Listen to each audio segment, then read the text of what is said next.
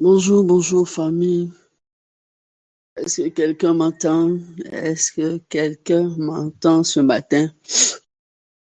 Bonjour famille. J'espère que tu as passé une bonne nuit. J'espère que la nuit t'a été favorable et que ce matin tu es bien réveillé, bien disposé à entamer une nouvelle journée.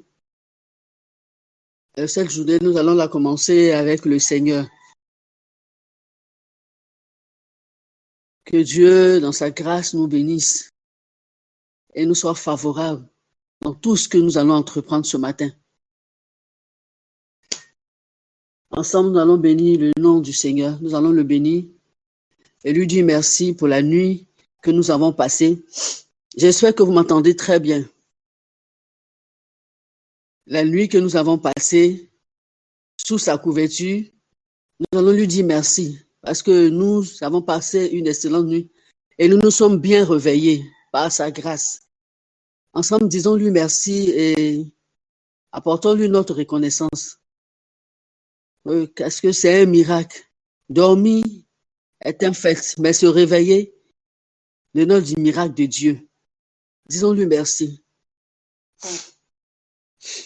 Nous voulons te dire merci, notre Dieu, notre roi, ce matin encore. Je veux joindre ma voix à celle de mon frère, à celle de ma sœur, et te dire merci, ô Père, pour tes hauts faits. Merci parce que tu nous as fait la grâce de nous donner de pouvoir dormir et de jouir du repos, le repos que tu nous as donné. Et ce matin, tu nous as permis de nous réveiller certainement en bonne santé pour certains, mais tu nous as fait la grâce de nous réveiller, de nous tenir sur nos deux jambes, de pouvoir circuler, de pouvoir bouger. Oh Dieu, c'est un privilège et nous voulons t'apporter toute notre reconnaissance, Papa. Merci. Merci parce que se réveiller est une victoire. Et merci pour la victoire, mon frère. Merci pour la victoire dans sa vie. Merci pour la victoire de ma soeur. Et merci pour ta victoire dans sa vie, Seigneur. Merci pour ta grâce. Merci, oh Dieu, infiniment. Nous allons encore, famille, dire merci à Dieu pour nos vies, c'est vrai, mais pour nos familles aussi. Disons merci à Dieu pour nos familles.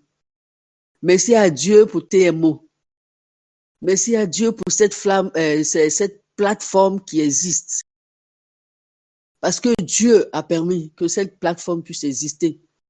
Et toi et moi, nous sommes éloignés par la distance. Mais nous nous sommes rapprochés à cause de la plateforme. Parce que nous pouvons nous entendre. Mais certes, nous ne nous voyons pas. Mais nous entendons. Et nous communions avec ce même Dieu. Disons-lui merci ensemble. Merci pour nos familles. Merci pour cette plateforme. Seigneur, ce matin, tu as permis que nous puissions nous lever. Mais Seigneur, tu n'as pas permis que nous recevons de mauvaises nouvelles. Nous n'avons pas été réveillés, tirés brusquement de notre sommeil par de mauvaises nouvelles. Nous voulons te bénir parce que nous croyons que nos familles sont en bonne santé. Nos familles jouissent d'une excellente santé. Père, nous voulons te dire merci aussi pour cette plateforme. Oh Dieu vivant, certainement à cet instant, il y en a qui dorment véritablement ou qui tirent la couverture pour mieux dormir. Il y en a, Seigneur, qui sont levés, mais qui, oh Dieu, courent pour vaquer à leurs occupations. Mais toi, tu nous permets tout cela. Mais en plus de cela, tu nous donnes de pouvoir nous rapprocher, de pouvoir nous assembler au travers de cette flamme, de cette... Oh Seigneur, tu veux de pouvoir nous rapprocher et d'entendre ta voix, de communier ensemble, mon frère, ma soeur. Tu nous permets de pouvoir de communier, oh Père, au travers de cette plateforme. Nous voulons t'apporter toute la gloire et nous voulons te dire merci. Merci notre Dieu, parce que tu es bon. Merci parce que tu es fidèle. Gloire et louange te soient rendues, Père, pour ta miséricorde dans nos vies. Merci, Papa. de nous maintenir, de nous maintenir. Seigneur, tu nous as donné au travers des 90 jours de jeûne, de pouvoir nous assembler tous les matins et tous les soirs. À notre réveil, nous sommes dans ta présence. À notre coucher, ô Père, tu nous donnes l'occasion encore d'être dans ta présence, ensemble, de communier ensemble et de pouvoir nous coucher paisiblement avec toi. Ô Père, sois béni, Seigneur. Sois béni pour ce privilège. Sois béni pour ce privilège, Papa. Sois béni pour cette grâce. Merci, oh Jésus. Merci, Papa. Nous élevons ton nom plus haut, Seigneur. Nous élevons ton nom plus haut, comme un étendard dans les cieux. Nous élevons ton nom plus haut, mon roi. Nous élevons ton nom plus haut, Papa. Nous élevons ton nom plus haut, comme un étendard dans nos vies. Papa, comme un étendard dans nos vies. Nous élevons ton nom, Papa, plus haut ce matin encore. Nous élevons ton nom comme un étendard dans le ciel. Mais nous élevons ton nom plus haut comme un étendard dans nos vies. Parce que tu es ce Dieu qui est élevé, à qui nous donnons la priorité dans nos vies. Celui à qui nous donnons toute la place, Seigneur, oh Dieu. Et ce matin, nous voulons ensemble te lever et proclamer que tu es Dieu encore. Te dire, Seigneur, que tu es Dieu dans nos vies. Que c'est celui qui est Dieu, qui a le contrôle. Celui à qui nous donnons encore toute la place, encore ce matin, Papa. Nous élevons ton nom plus haut, mon roi. Nous élevons ton nom plus haut, comme un étendard dans les cieux. Oh, Papa. Nous élevons ton nom plus haut, mon roi. Nous élevons ton nom plus haut dans nos vies.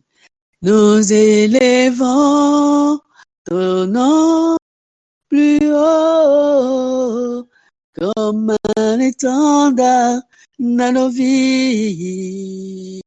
Oh Seigneur, comme un étendard dans nos cœurs. Comme un étendard dans nos cœurs, Papa. Reine Sharabayon to the Boshikiri Barabayon Sekiri Badayon Teke. Mighty Lord is Kiri Birion to shed the gate, bread a light is Kiri Maramaraon to the boat. Keda la how the Shikiri Baba Bayon to the boat, Karabayon to the how the gate, Lord. Kondele bele bele ushara bakante bele bonte bahata rada kerebo ushara. Shada linde lori skiri birionte lo bota shada kitara. Brede laide skiri birionte shede gedeken. Kombara bara yonte bele bele konte shekeriba. Oh, nous te levons, Seigneur, en ce instant, nous te donnons toute la place, Saint-Esprit. Saint-Esprit, prends toute la place. Voilà nos cœurs, voilà nos vies. Prends le contrôle, Saint-Esprit. Parle-nous encore ce matin. Fais-nous du bien comme toi seul sais le faire. Au nom de Jésus, Papa. Sois béni. Amen. J'espère que quelqu'un m'entend toujours. Pour rappel, nous avons vu hier le thème qui m'a été donné de traiter, c'est une nouvelle sagesse pour la recherche de la paix avec tous. Nous avons défini ce que c'est que la sagesse. Et nous avons défini aussi ce que c'est que la paix. Nous avons vu ce que la sagesse de Dieu est capable de faire dans nos vies. Et pour cela, nous devons passer par un moment de renoncement de nous-mêmes, le renoncement en soi, la mort en soi, passer par un dépouillement et un brisement de Dieu. Et nous avons vu que nous devons nous dépouiller des œuvres mortes. Nous devons nous dépouiller des œuvres de la chair. Nous devons nous vider pour que Dieu, lui, puisse faire de nous des personnes, des faiseurs de paix, des faiseurs de paix. Et ce matin, nous allons voir les caractéristiques d'un faiseur de paix. C'est vrai que nous avons vu que dans cette quête de recherche d'une nouvelle sagesse pour la paix, nous devons, en tant qu'enfants de Dieu, subir une vidange totale pour une transformation, voire une métamorphose qui allait faire de nous des candidats en tant qu'artisans de paix, artisans de paix, des faiseurs de paix, des catalyseurs de paix. Et pendant que je réfléchissais sur le thème, que je me parlais de caractéristiques qui définissaient, il me disait caractéristiques d'un catalyseur de paix. J'ai dit, catalyseur de paix. J'ai écouté ce que c'est, mais je recherchais un peu le sens du catalyseur. Je savais que le catalyseur, c'est quelque chose qu'on utilisait dans le domaine de la chimie. Mais j'ai voulu vérifier l'information. Et j'ai vu que le catalyseur, c'est un réactif, en fait. C'est un réactif qui augmente la vitesse d'une réaction. Le catalyseur est un réactif qui augmente la vitesse d'une réaction. Et le catalyseur joue le rôle principal. C'est quoi le réactif? C'est une substance. C'est une substance qu'on met en contact d'une autre substance. Tu veux, par exemple, analyser une substance, donc il y a une substance qui est appropriée, qu'on appelle réactif. C'est ce que tu mets en contact de cette autre.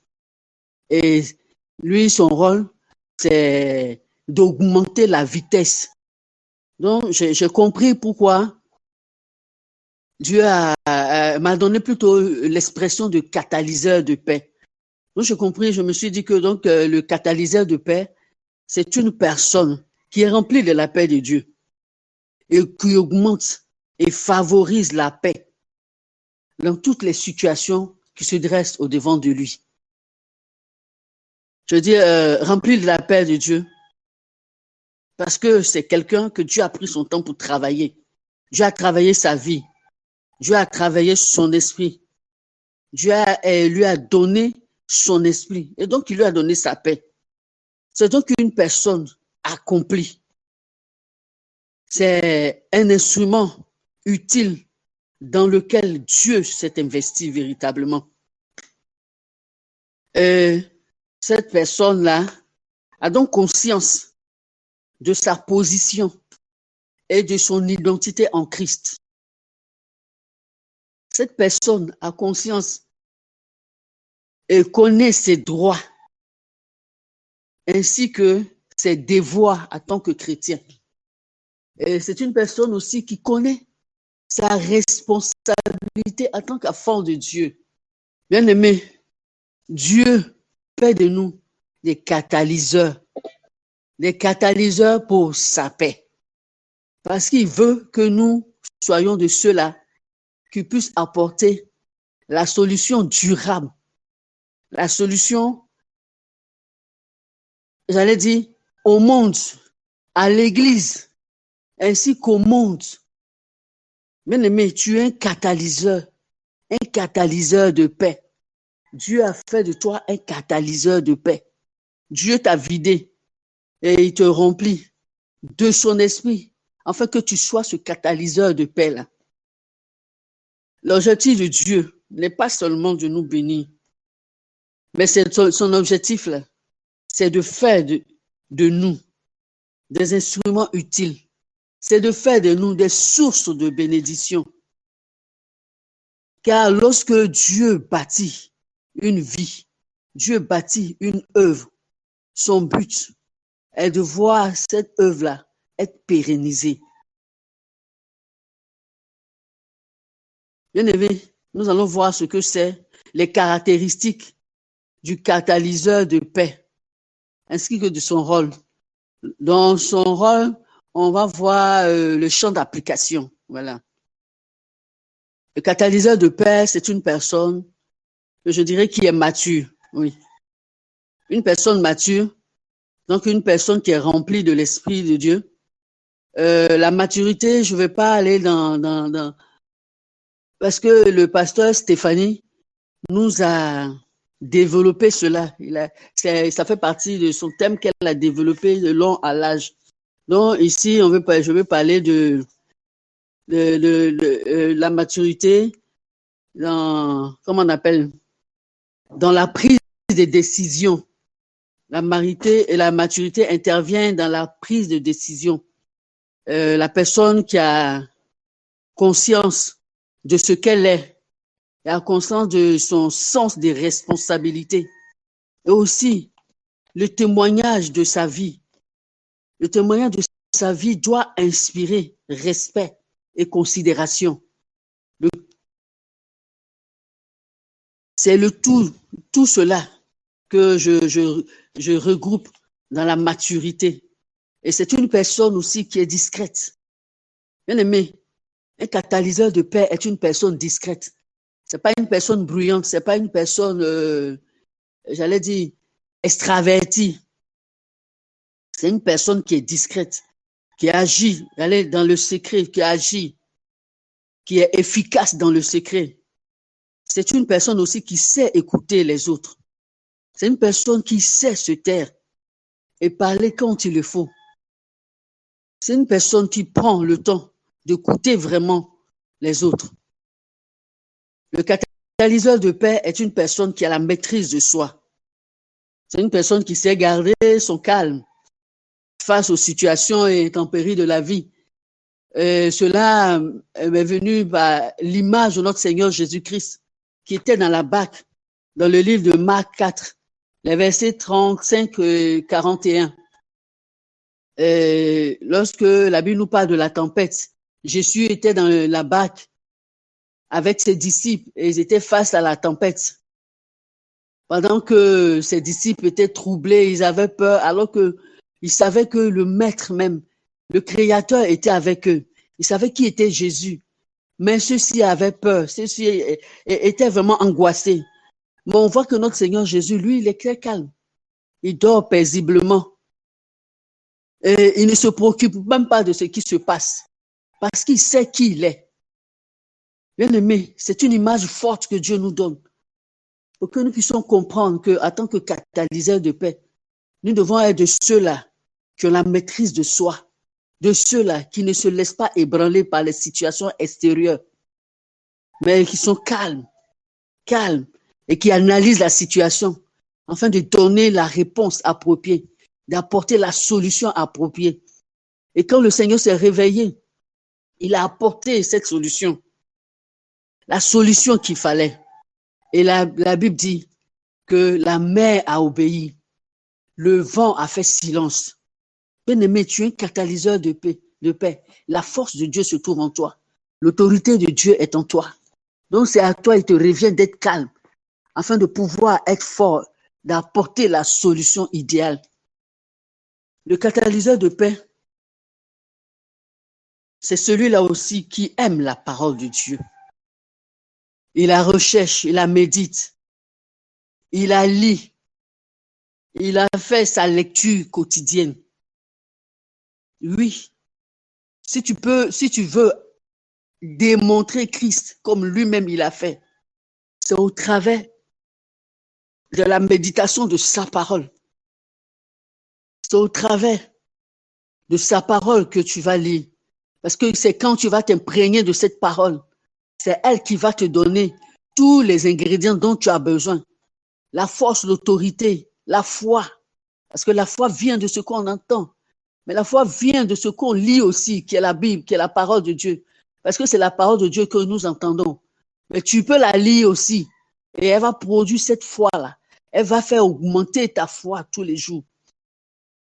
Bien-aimé, le catalyseur de paix, c'est une personne qui est remplie d'humilité, à l'image de notre Dieu.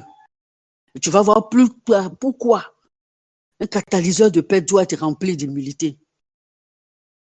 C'est une personne, je dis, qui a une vie de pardon. Parce que quand tu passes par les étapes avec Dieu, avec la souffrance, tu sais ce que c'est que le pardon de Dieu. Donc tu as une vie de pardon. C'est-à-dire que tu es une personne qui est prompte à pardonner. Et tu es toujours celui-là qui pardonne. Quelle que soit la situation, tu pardonnes. Quelles que soient les offenses que tu subis, tu pardonnes. Tu ne demandes même pas. Tu n'attends pas que quelqu'un vienne celui qui t'a offensé vienne te demander pardon. Non, toi-même qui as été offensé, c'est toi-même qui pardonne. C'est pourquoi je dis, c'est une personne qui a une vie de pardon. Le catalyseur de paix, c'est celui-là qui a du discernement. Bien aimé, le discernement est très, très, très important dans la vie d'un enfant de Dieu. Parce que le discernement permet de gagner du temps dans beaucoup de choses.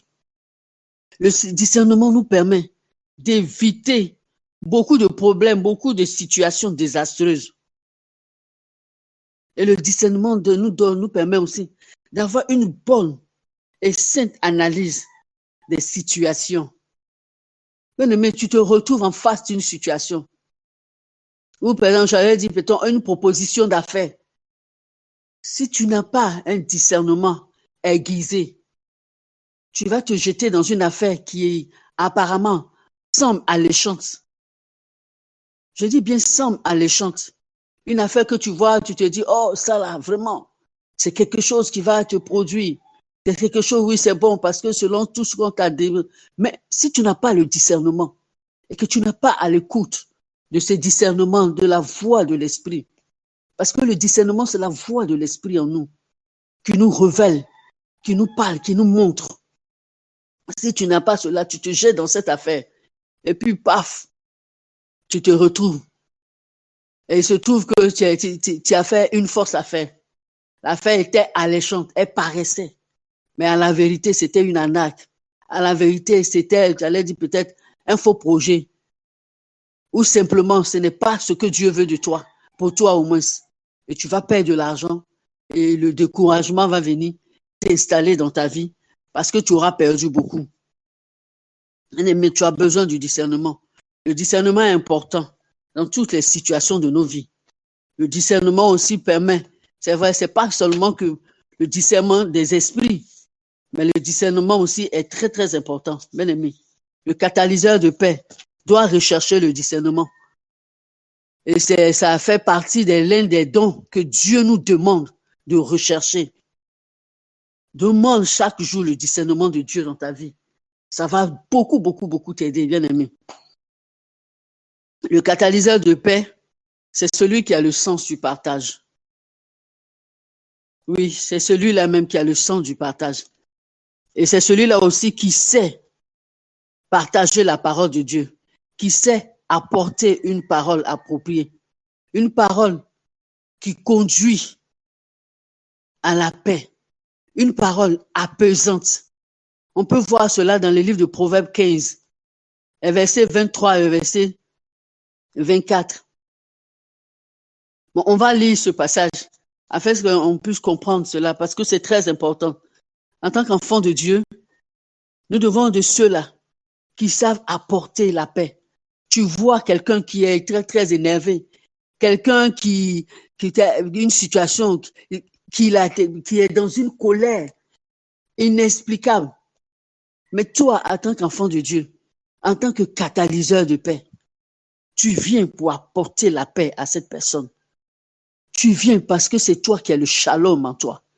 Et tu dois apporter cette paix à la personne. Tu dois apporter le shalom à cette personne. Mais pas une parole apaisante. La parole, elle est appropriée et elle vient à point nommé. Et parce qu'elle est appropriée, elle apporte aussitôt le calme dans la vie de la personne. Est-ce que quelqu'un peut lire Proverbe 15, versets 23 et 24? Proverbe 15, verset 23 à 24. à 24. Ok. Ouais. Ok. La parole de Dieu dit, on éprouve de la joie à donner une réponse de sa bouche. Et combien est agréable une parole dite à propos. Pour le sage, le chemin de la vie mène en haut, afin qu'il se détourne du séjour des morts qui est en bas. Amen. Amen. La Bible dit pour le sage, parce que tu es catalyseur, tu es un homme sage, parce que tu recherches la sagesse de Dieu. Donc tu deviens un homme sage. Et la Bible dit, voilà comment le sage se comporte. Et en agissant ainsi, non seulement toi-même, ça te détourne de cette voie, mais tu détournes la personne aussi de la voie. Bien aimé, aujourd'hui, on sait, il y a tellement de maladies. On sait que les dégâts que la colère peut entraîner dans la vie d'une personne. Et en détournant un enfant de Dieu, une personne de la colère, tu le détournes certainement d'une mort. J'allais dire plutôt d'une mort certaine. Parce qu'aujourd'hui, la colère peut te faire une poussée des tensions. Et on sait ce que les poussées des tensions entraînent, les AVC. Et tous ces colères où on te dit tu as fait une forte poussée des tensions, tu fais des malaises, tu tombes évanoui, tu te retrouves à l'hôpital. Et voilà de nouveau des maladies qui se déclenchent, et sans compter de l'argent que tu vas gaspiller dans les médicaments. Des médicaments qui vont finir par te nuire et te détruire. Bien-aimé, sois ce catalyseur-là, ce sage-là, qui répand la paix, qui répand le calme autour de toi. Le catalyseur de paix aussi, c'est celui qui sait rassembler. Oui, celui qui sait rassembler et non diviser. Il y a des personnes, leur spécialité là, c'est ça, diviser. Mais toi, catalyseur, viens et rassemble. Même si quelqu'un a divisé, parce que c'est ton rôle, viens, rassemble et ramène ces personnes autour de la personne de Christ. Et ramène ces personnes à de bons sentiments, à de meilleurs sentiments. Est-ce qu'on m'entend toujours? Le catalyseur de paix, c'est celui-là qui a l'esprit de Dieu en lui. Il est un homme de l'esprit. Il est né de l'esprit. Il vit par l'esprit. Et il vit pour l'esprit. Et il a pour but tout simplement d'être agréable à Dieu et de l'obéir. Lui, là, sa vie, là, il a mis ça dans la main de Dieu. Il a dit à Dieu, prends mon cadeau. Fais de moi ce que tu veux. Donc, son objectif, là, c'est être agréable à Dieu. C'est d'obéir à Dieu. Il vit pour Dieu. C'est pourquoi je dis, il est né de l'esprit. Et il vit pour l'esprit et par l'esprit. Le catalyseur de paix, c'est celui qui est un intime de Dieu. Oui. Pour que tu puisses faire ces choses-là, il faille que tu sois un intime. Que tu recherches une intimité constante avec Dieu. Tu développes cette intimité constante avec Dieu. Parce que personne ne rentre dans la présence de Dieu et ne ressort de cette présence comme elle est. Elle ressort toujours avec le parfum de Dieu. Donc, elle ressort avec la grâce, elle ressort avec des dons, elle ressort avec, j'allais dire, c'est qualificatif. Parce que c'est dans la présence de Dieu que Dieu te kiffe, Dieu te remplit de sa présence. Et ça, dans cette présence manifeste, c'est là que tu manifestes toutes ces caractéristiques-là. Bien-aimé, Sois intime de Dieu. Si tu ne l'es pas, recherche une intimité particulière avec Dieu, une intimité constante avec Dieu. Et sois de ceux-là qui donnent la priorité à Dieu dans leur vie. Si tu ne l'as pas fait jusque-là, je t'encourage à le faire. Je t'exhorte à le faire. Recherche Dieu. Donne-lui, donne la priorité à Dieu dans ta vie. Bien-aimé, le catalyseur aussi est celui-là qui est miséricordieux. La miséricorde vient de Dieu. À l'image de notre Seigneur Jésus, dans le livre de Luc 6, au verset 36. Pasteur Stéphanie, tu peux m'aider? Luc 6, verset 36. Luc 6, 36. Luc 6, 36. Soyez donc miséricordieux comme votre Père est miséricordieux. Voilà. Amen. Amen. Sois miséricordieux. Fais grâce. Comme ton Père, lui, il est miséricordieux et il fait grâce. C'est-à-dire que quelqu'un t'a offensé, pardonne à la personne. Ne rejette pas la personne. Exerce tous les jours que Dieu te donne la miséricorde de Dieu. Nous chantons miséricorde insondable. Dieu peut-il tout pardonner? Dieu peut-il pardonner? Nous voulons que Dieu nous pardonne, que Dieu pardonne même la pire des offenses. Mais pourtant, quand quelqu'un nous fait quelque chose, on refuse de pardonner ou on pardonne à la personne. Mentir la personne très, très éloignée de nous. Non, non, non, je lui ai pardonné. Non, non, mais ça là, c'est bon comme ça. C'est bon comme ça. Non, ce n'est pas ce que Dieu attend de toi. Dieu attend que tu sois miséricordieux. Comme lui, il est miséricorde. Et il te fait miséricorde tous les jours. Bien-aimé, catalyseur de paix, sois un homme miséricordieux. Sois une femme miséricordieuse. Je ne sais pas si ça se dit miséricordieuse, hein, mais sois une personne miséricordieuse, voilà. Et exerce la miséricorde de Dieu tous les jours dans ta vie.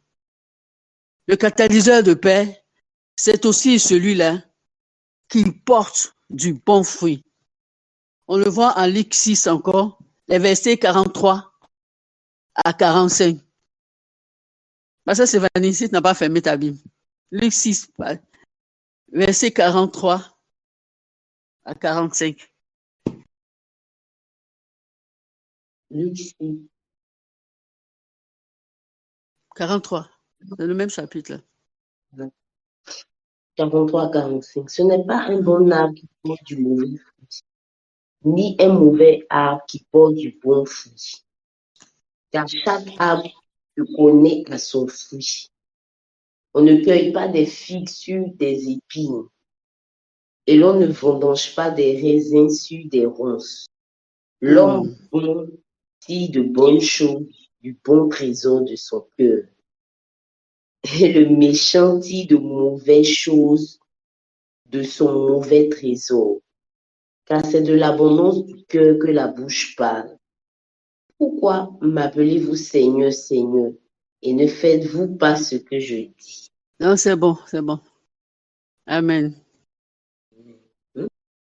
Amen, non, ça va. On peut s'arrêter là, quoi. Ce que je voulais que tu comprennes, il dit c'est de l'abondance du cœur dont la bouche parle. Et l'homme bon vit les bons fruits de son cœur. Mais tu comprends pourquoi Dieu a pris le temps pour te vider, pour t'apurer, pour pour te laver, enlever toutes les ronces qui se trouvaient dans le cœur.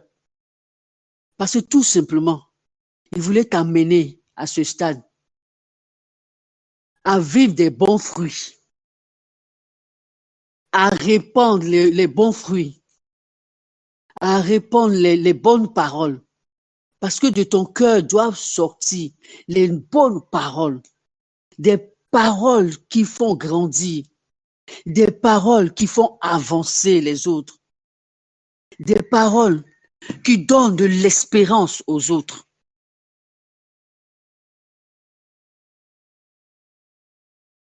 Catalyseur de paix, sois celui-là qui porte de bons fruits. Et non seulement tu portes de bons fruits, mais aussi tu portes le fruit de l'esprit. Parce que tu es un homme de l'esprit. Et le fruit de l'esprit, c'est l'amour. Le fruit le plus grand, c'est l'amour. C'est parce que tu es un homme rempli d'amour que tu peux manifester tous les autres fruits. C'est parce que tu démontres l'amour de Dieu que tu peux sortir de ta bouche les bonnes paroles. Catalyseur de paix, sois un homme rempli d'amour, un homme qui porte de bons fruits. Et je dis, la liste peut continuer. Certainement que toi-même, tu peux trouver d'autres encore. Parce que quand Dieu, souvent nous parle, il dit, et les choses semblables. Donc, tu peux encore trouver encore beaucoup plus qui caractérise le catalyseur de paix. Bien aimé, au vu de tout ceci, certainement que quelqu'un se dit, alors ça, qui peut arriver à tout ça? Qui peut manifester toutes ces choses? Mais ne t'inquiète pas, bien-aimé. Prends courage, car il y a une bonne nouvelle pour toi. Parce que notre Dieu a prévu et a pourvu à cela. La Bible nous déclare que le vouloir et le pouvoir viennent de Dieu. C'est lui qui nous donne cela.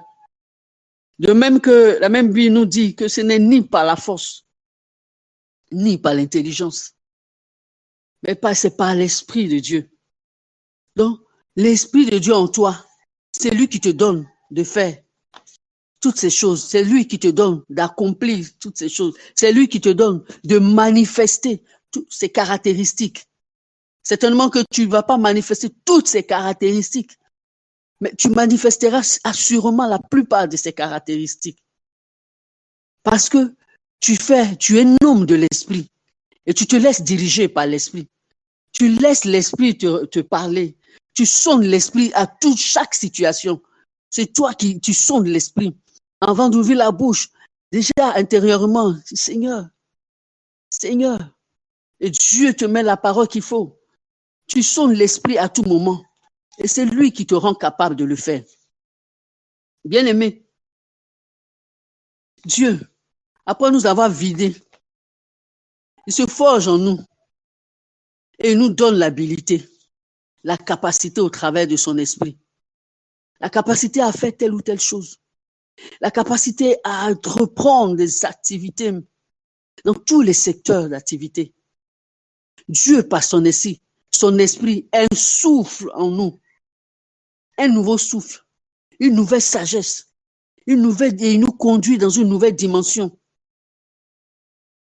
Et c'est cette onction nouvelle qui nous fait entrer dans la sagesse infiniment variée de Dieu, afin que nous puissions jouer notre rôle ou notre partition sur cette terre. Ayons simplement conscience de la capacité du Saint-Esprit et de quoi il est capable de faire. Si nous sommes conscients de ce qu'il est capable de faire, et nous sommes conscients qu'il est en nous, nous devons réaliser de quoi nous sommes capables de faire. C'est là que nous devons comprendre la parole de Dieu qui dit Christ en nous, l'espérance et la gloire. Que nous pouvons aller de gloire en gloire. Catalyseur de paix. Faisons confiance à Dieu, car il saura nous conduire. C'est le Saint-Esprit qui nous donne l'habilité de faire toutes ces choses. Amen. J'espère qu'on m'entend toujours. Nous allons voir une partie du rôle ou de quoi, de champ d'application. Donc, la parole de Dieu déclare dans les livres de Romains 12, 18 que tant que cela dépend de nous devons faire la paix. C'est vrai.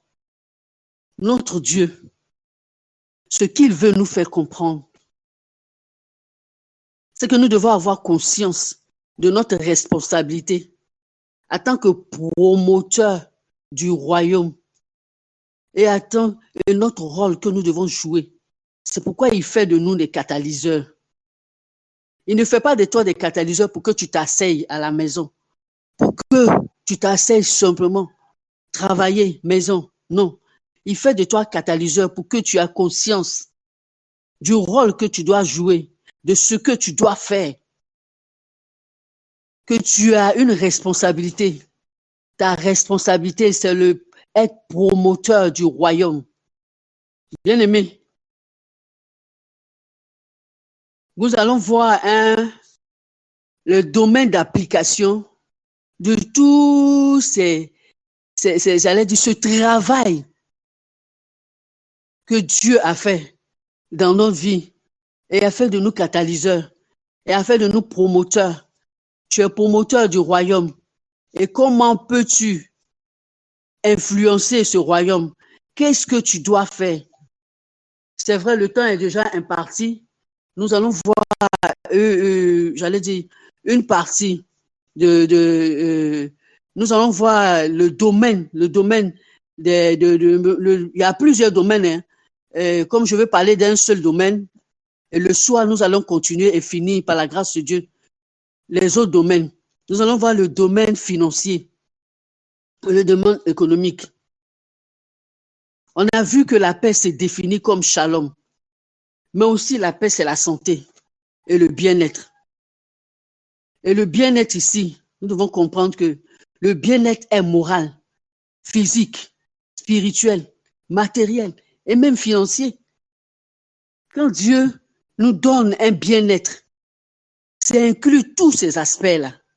Donc, en tant que catalyseur, notre rôle, là, c'est de jouer notre partition dans le domaine financier. Qu'est-ce que le catalyseur de Dieu peut faire dans le domaine financier? Bien aimé, sur le plan financier, la sagesse infiniment variée de Dieu doit pouvoir nous amener et doit pouvoir nous conférer en tant que catalyseur, doit pouvoir nous donner, de générer de grandes sources de richesse. Et par la création d'entreprises, par la création d'activités. Et le catalyseur, celui-là qui a la sagesse de Dieu, c'est celui-là qui a l'intelligence supérieure, comme nous avons vu en Daniel. Mais c'est lui qui doit réfléchir et prendre de ce que Dieu lui a mis sur le cœur. Faut pas que ce soit quelqu'un qui soit, j'allais dire, qui se concentre à faire quelque chose pour lui-même. Mais l'objectif du catalyseur, c'est la promotion du royaume. Et donc, en générant de grandes ressources financières, ton objectif serait, par exemple, de résorber le chômage dans l'Église. Donc, de donner du travail à des frères, à des sœurs. Et je rends grâce à Dieu pour la vie de notre maman. Je vais taire son nom, qui est sur la plateforme avec nous, qui a des entreprises et qui utilise, qui a embauché des frères, des sœurs, donc qui a résorbé le taux de chômage dans l'Église et qui a ainsi contribué à être un promoteur du royaume. Le catalyseur de Dieu, en tant que promoteur du royaume, il doit réfléchir à des activités, comme je l'ai dit, mais aussi, lorsqu'il réfléchit à des activités, il doit en même temps réfléchir à des systèmes, les systèmes de financement, parce que les activités, ce n'est pas pour lui en tant que tel, mais des activités qui vont aider les frères, qui vont aider des sœurs dans l'Église, dans son environnement, qui vont aider ces personnes-là mais en même temps qu'il trouve un système de financement de ces activités-là. Bien-aimé, la sagesse nouvelle dont Dieu nous parle est capable de créer, de nous amener en tant que promoteurs à créer même des établissements financiers. Aujourd'hui, nous voyons quelqu'un comme Diagou. Il était dans l'assurance, il travaillait dans l'assurance. Il est monté en grade. Aujourd'hui, il est le propriétaire de, comment on appelle, la banque BAO. Bien-aimé, toi, en tant que promoteur, qui a en toi l'intelligence infiniment variée, la Bible dit infiniment variée de Dieu. Qu'est-ce que tu fais de cette intelligence-là? Sois un promoteur dans le domaine des finances. Bâtis des sources. Et cela va aider l'Église à grandir. Bien-aimé, si aujourd'hui l'Église réussit par une bonne gestion, par sa capacité, par son intelligence à multiplier des activités, à multiplier des établissements financiers, à multiplier des entreprises. L'Église est dans l'entrepreneuriat. Mais il n'y a pas que comment on appelle, des entreprises seulement. Il y a aujourd'hui, comment on appelle, la terre, l'agriculture. L'agriculture. L'Église peut bâtir là-bas aussi. En tant que promoteur, tu dois t'étendre, tu dois te multiplier, tu dois multiplier tes activités. Ne reste pas accroché seulement à une seule activité. L'activité que tu as et que Dieu est en train de bénir, que Dieu est en train de faire prospérer, ta vision doit aller plus loin. C'est-à-dire la multiplication de cette entreprise. Ta vision doit aller plus loin. C'est-à-dire qu'elle doit aller au-delà de cette nation. Promoteur du royaume. Si aujourd'hui, l'Église est forte financièrement, je t'assure que la voix de l'Église sera mieux entendue dans cette nation. Si l'Église est forte financièrement, elle sera mieux entendue dans cette nation. Bien-aimés, à l'instar des églises sœurs, des pays voisins, nous voyons la force des églises, nous voyons la force de l'impact que les églises ont dans leur pays.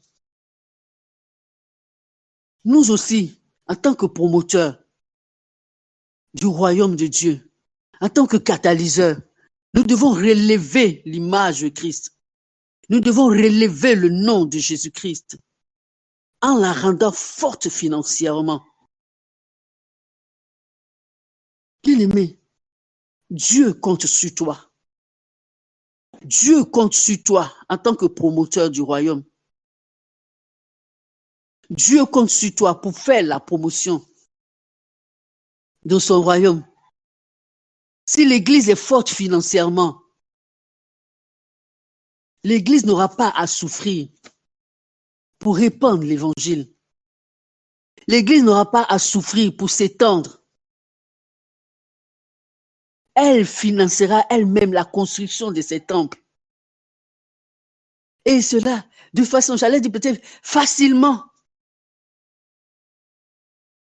Les hommes de Dieu ne seront pas de ceux-là qui seront fustigés et traités de faux pasteurs. Si l'Église est forte financièrement, l'image de Christ sera relevée. Donc, de ce partant, l'image des serviteurs, des ministres de Dieu, l'image des ministres de Dieu sera elle aussi relevée. Bien-aimé, Dieu compte sur toi. Dieu veut relever son Église. Dieu veut bâtir son Église. Dieu veut faire de son Église une Église forte, une Église qui impacte. Dieu veut faire de TMO une église qui impacte la Côte d'Ivoire. Et une église qui impacte non seulement la Côte d'Ivoire, mais qui s'étend au-delà des frontières de la Côte d'Ivoire. Et Dieu compte sur toi. Dieu compte sur moi. Dieu compte sur nous. Nous qui entendons cette bonne nouvelle. Dieu compte sur nous pour y parvenir.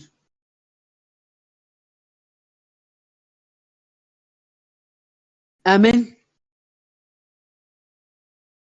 Amen. Bien-aimé, sois le promoteur du royaume dans le domaine financier. Tu peux réussir à partir de peu. Tu peux réussir à partir de peu. Parce que la sagesse de Dieu est en toi. La grâce de Dieu est en toi. Dieu a pourvu déjà. Dieu a tout pourvu en toi. Et Dieu le fera avec toi. Si et seulement si les intérêts du royaume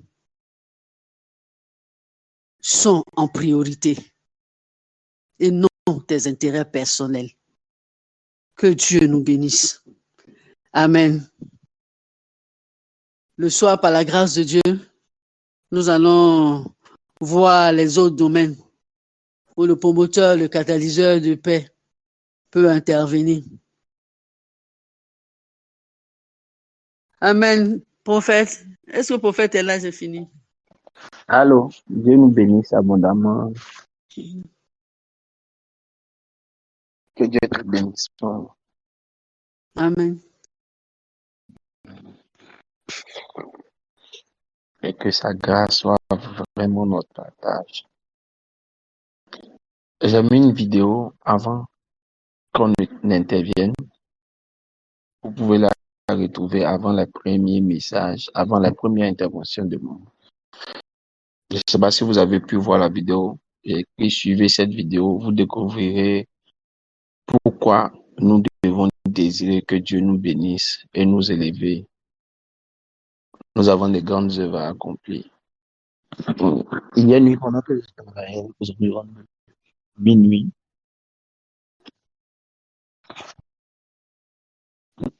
C'est là que j'ai mis la vidéo.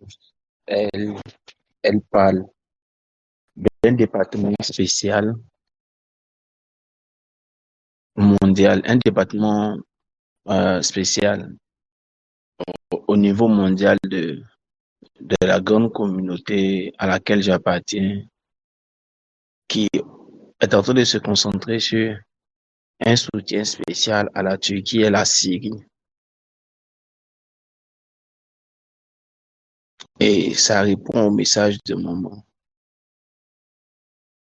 Un agent de paix, c'est un agent qui aussi travaille dans le domaine d'apporter le véritable soutien, comme elle le disait, un catalyseur de paix. Là, ils sont en train d'agir sans tenir compte du fait que la Turquie ou la Syrie soient des États islamiques. Si nous désirons commencer à une certaine échelle,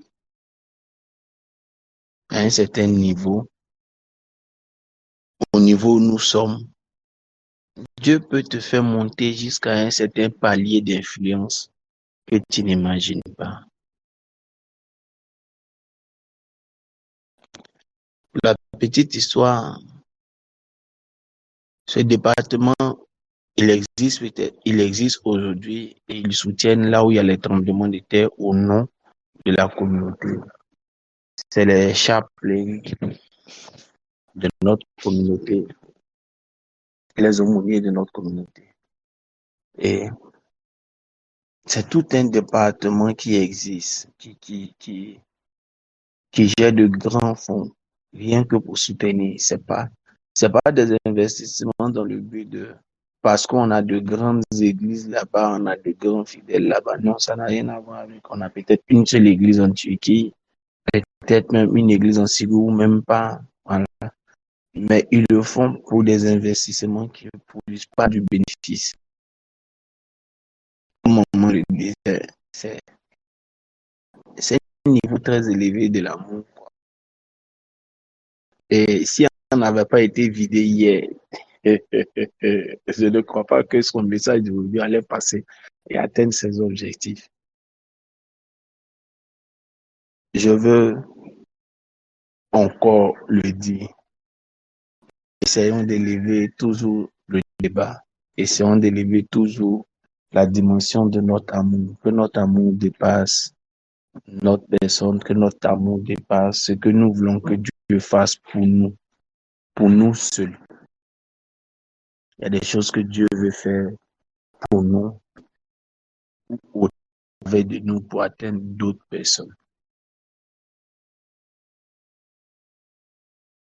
Qui croit que lui aussi, Dieu peut l'utiliser, de sorte à ce que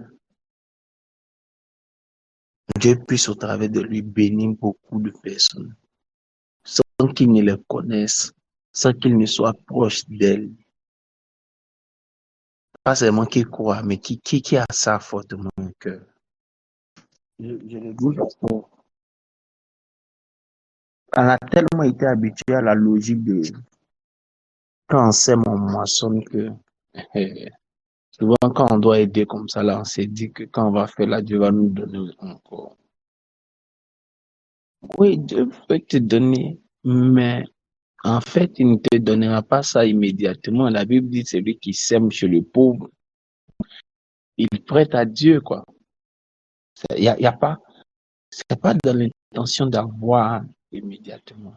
J'ai conscience que je dois pouvoir le faire. Et pendant que je travaillais hier nuit et que je regardais cette vidéo, excusez-moi de le dire comme ça, il a dit Seigneur, merci, je pense que nous sommes sur la bonne route. Oui, je me suis dit, je crois que nous sommes sur la bonne route. Je sais, comme mon frère Clems me dit toujours, il dit, c'est des bonnes semences que tu es en train de porter dans nos cœurs qui vont produire des grands fruits au temps convenable. Dans un an, si nous restons fidèles à ce que nous sommes en train d'entendre aujourd'hui, quand les fruits vont commencer à venir, on pourra s'élever et puis dire, cette année, on mobilise les ressources pour aller construire 2 ou 3 chambres de maternité dans un village et puis on s'en va. C'est le lieu pour moi de bénir Dieu pour la vie de l'une de nos filles qui n'est pas ici, qui est en France, mais qui nous a envoyé 1 500 $ il y a quelques mois, 1 500 € il y a quelques mois pour des dons. Elle nous a envoyé ça pour son don. Annuellement, elle le fait l'année passée, elle n'a pas pu le faire en fin d'année. Mais elle pouvait dire le temps est passé. Non, elle a appelé. Elle a dit oui, Dieu dit que tu peux toujours faire. Elle a envoyé son argent. On attend qu'on va finir le faire. On va le faire tranquillement. Il faut qu'on arrive à ce niveau-là. Je le dis toujours, quand je parle comme ça, peut-être que on est plusieurs de différentes assemblées ici. Peut-être que certains pasteurs peuvent se fâcher pour dire, mais Joe, tu gâtes les codes. Peut-être que parce que certains pasteurs pensent uniquement au fait que donner, ça veut dire envoyer à l'église ou même envoyer au pasteur. Je crois en ça. Je crois en son utilité. Mais je crois qu'il y a des paliers de bénédiction dans lesquels Dieu peut introduire des fidèles, de sorte à ce qu'ils ne soient pas pour nous seuls en tant que pasteurs. Il y a des fidèles ici, sur cette plateforme, dont le devenir n'a rien à voir, dont l'appel n'a rien à voir avec une seule assemblée. Je vais m'expliquer, j'ai eu le temps de bien enseigner ça. Dieu peut prendre une personne et faire d'elle une lumière pour les nations.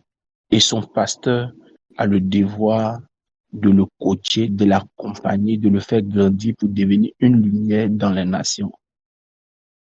Quelqu'un me comprend? Son pasteur a le devoir de le coacher, de l'accompagner pour devenir une lumière dans les nations. C'est à ce niveau-là même que son pasteur sera plus béni quand il donnera ce fidèle-là d'arriver à ce stade-là de déploiement de sa vie. Souvent, peut-être que c'est l'influence de mon mentor, le révérend Wafo, qui fait ça. Mais on a parmi nous sur cette plateforme des personnes dont l'appel dépasse les 4 minutes d'une assemblée et qui ont besoin qu'on les coach pour ne pas se faire tromper par des arrivistes ou par des personnes qui n'ont pas compris le ministère. Moi, je ne crois pas que mon ministère se limite à ma communauté Foursquare. Je ne crois pas que mon appel se limite qu'à la communauté Foursquare. Oui, j'appartiens à la communauté Foursquare. Mais mon travail, c'est de faire monter plusieurs parmi vous. Tu peux avoir tes racines dans la maison, mais produire tes arbres, tes fruits au-delà des murs de la maison. Ça doit être juste discipliné, bien accompagné. Regardez la bénédiction de Jacob à son fils Joseph. Et vous allez comprendre ça. Quand je l'ai compris il y a plusieurs années de cela, j'ai été en paix avec moi-même.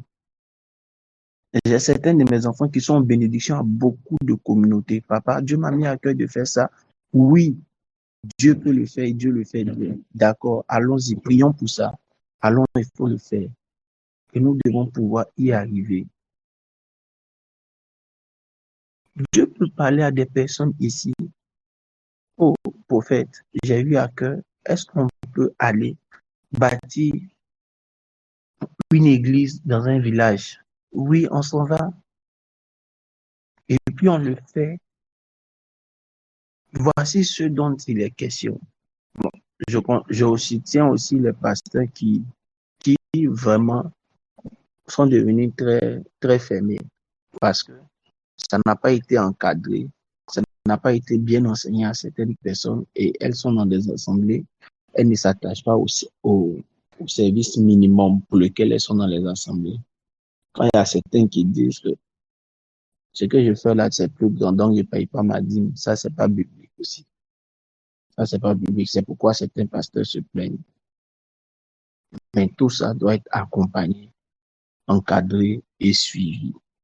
On n'a plus de 6 dénominations sur cette plateforme, comme j'ai l'habitude de le dire. Et je voudrais vous donner un message assez équilibré. Comme je le disais hier, maman, merci encore. Merci, merci profondément pour la qualité de ton travail. Ça nous ouvre les yeux, même si c'est très fort. Ouais, c'est fort, c'est pimenté. Pour la partie, tu dis qu'on a fini de pardonner là, on ne doit pas s'éloigner des gens. On a posé une question avant-hier. Les gens que tu aides toujours et puis se comportent toujours comme si c'était une obligation de les aimer là. J'ai posé la question, je ne sais pas comment on les gère, mais bon. On est déjà dans OSA, donc on va continuer dans OSA, continuer de les aider. Que Dieu nous bénisse. Réfléchissons encore les grandes œuvres auxquelles Dieu nous appelle. Demande à Dieu quelles sont les grandes œuvres auxquelles il t'a appelé. Et mon rôle sera de t'aider à prier, à trouver le chronogramme et le protocole d'accomplissement de tes grandes œuvres. Et même si tu as besoin de conseils pour savoir comment approcher ton pasteur, pour lui présenter cet appel, il n'y a pas de souci, je te donnerai les conseils, je te donnerai le coaching qu'il faut. Mais je refuse que nous rations le plein déploiement, le plein potentiel auquel nous sommes appelés, uniquement que parce que je ne sais même pas comment j'ai dit, on ne doit pas rater ce plein déploiement. On ne peut pas rater ce plein déploiement. On ne peut pas rater ce plein potentiel. On ne peut pas le faire. Mais Dieu va nous faire grâce. On va y arriver. Dieu va me faire grâce, on va y arriver. Je finis en vous disant, c'est aussi les raisons pour lesquelles l'Église doit apprendre à partager le caractère social et l'église. C'est aussi pour les raisons pour lesquelles certaines grandes communautés catalysent toutes ces énergies par des ONG ou par des ministères spécialisés. Chez nous, nous sommes en train de mettre, nous avons mis sur pied un ministère spécialisé. Ce ministère spécialisé-là, c'est pour assister les malades à l'hôpital. Et un peu, la responsable est en train de déployer sa chose. Un peu. Le temps viendra où on déploiera toute la grande vision. Comment on va faire, comment on va évoluer dedans. Oui, parce que l'Église, ce n'est pas que des pieds vers la tête pour aller au ciel, mais c'est aussi de la main gauche vers la main droite pour accueillir les gens ou pour aller vers les gens. Et je pense qu'on va y arriver. Que Dieu nous bénisse abondamment. Bonne journée à tous. Que Dieu nous fortifie dans tout ce que nous faisons toute cette journée. Et portons-nous bien.